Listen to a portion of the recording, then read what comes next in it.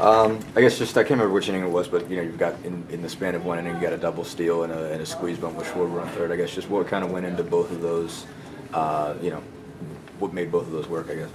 Yeah, Skip always wants to, if there's a lefty on the mound and a lefty in the box, and the guy on third, he always looks for the drag bunt down the third base line. So that was a huge big play, and I'm glad he called it. And and then we got the double steal, and then it just worked out. The pitcher didn't step off and come home right away, and that gave us enough time to get in. What just how far back was the third baseman playing? I mean, did you when he called for that, were you like, okay, this is going to work?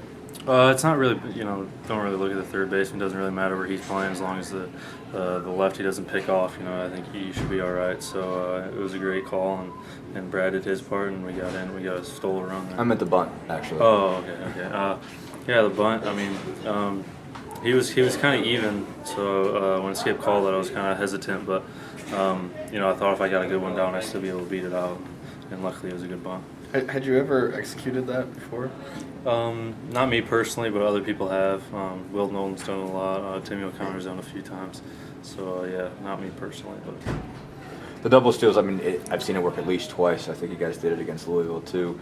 What do you do just to makes it work as well? I mean, tonight Brad just starts running long before the guy's even thinking about throwing. Yeah, it's really just based off timing. Timing when the pitcher comes set and stuff like that. So, it's a big play for us, and hopefully it'll work later down the road. What's to say for this offense that, for as much as you guys can do just hitting the ball around, that your guys are capable of that as well, just making stuff happen, with base running, with bunting, and that sort of thing? Yeah, I think, our offense, obviously based around our hitting and when we're getting our guys on, and we got a lot of people that can drive runs in. So if we're getting on base, I think we're doing our job, and if we keep hitting around the ballpark, pitching done its job, defense done its job. So if we keep hitting, I think we'll be all right.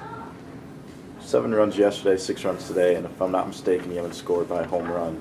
I mean, how big is that for you guys knowing you could win, with small ball and just executional play?